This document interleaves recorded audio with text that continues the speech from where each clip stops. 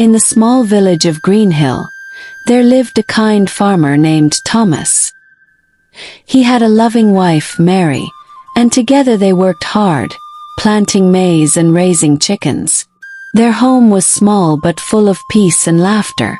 Everyone in the village admired their unity. But after many years, Mary could not have children.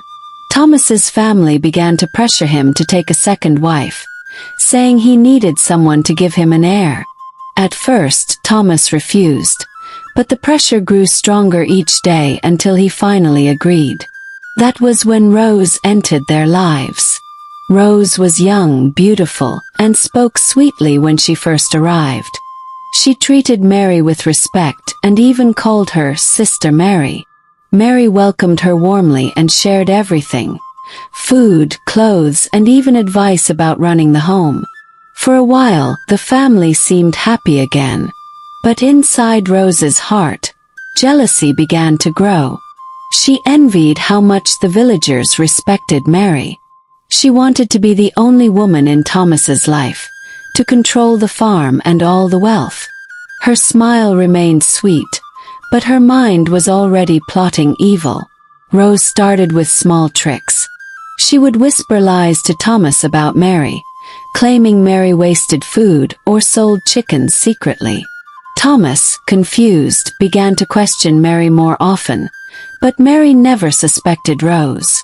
Soon, Rose began turning the children in the village against Mary, telling them Mary was a witch who would curse them if they came near. Bit by bit, the love and respect Mary once enjoyed began to fade. One sunny morning, Mary harvested a large basket of maize and left it in the storehouse. Later, when she went back, the maize was gone. Rose pretended to help Mary search for it, but in truth, she had hidden it in her own room. When Thomas returned from the farm, Rose ran to him crying, "Brother Thomas, I saw Mary selling all the maize in secret." Thomas, angry, shouted at Mary. Mary tried to explain, but her words fell on deaf ears. Rose's plan was working. Not long after, Mary fell mysteriously ill. She grew weaker each day and could hardly stand. Rose pretended to care, bringing her porridge and sitting beside her bed. But in the dark of night, she placed strange powder in Mary's food. The village healer came and gave Mary herbs, but nothing worked. Whispers began to spread that perhaps the gods were punishing Mary. Rose smiled secretly, knowing her plan was almost complete. One afternoon, Thomas brought home a colorful parrot from the forest.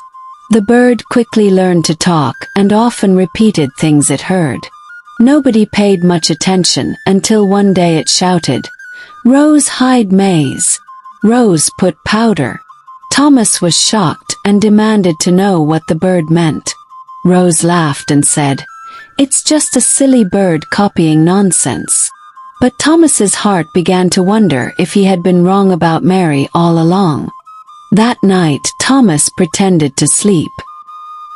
He overheard Rose speaking in a low voice to herself, boasting about how she had made Mary sick and stolen the maize. Thomas's heart pounded in anger and sorrow. He realized the woman he had brought into his home was destroying his first wife.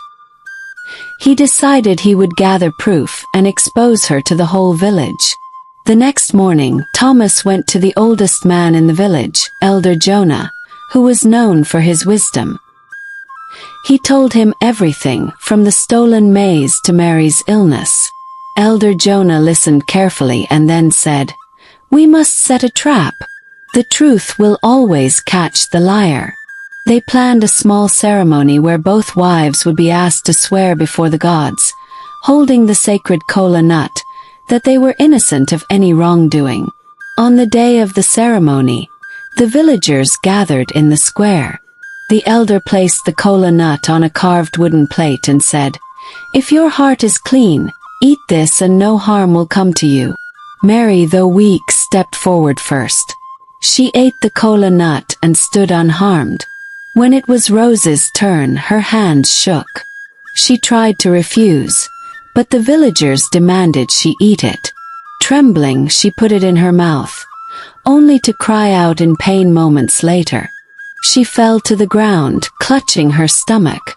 Rose's pain grew worse, and she began to scream for mercy. I confess. I made Mary sick. I hid the maze. I lied to Thomas. Gasps filled the air. Thomas's eyes filled with tears, not for Rose, but for the suffering she had caused Mary. The elder ordered that Rose be taken away and sent back to her family. She was never to return to Greenhill again. The villagers shook their heads at how beauty could hide such wickedness. Without Rose's poison, Mary began to recover quickly. She could walk again and even return to working on the farm.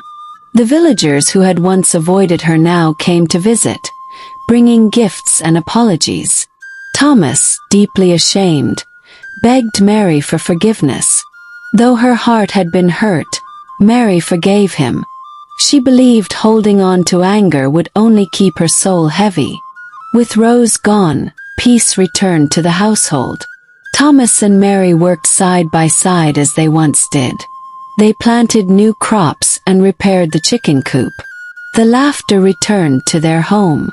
In time, Mary gave birth to a healthy baby boy.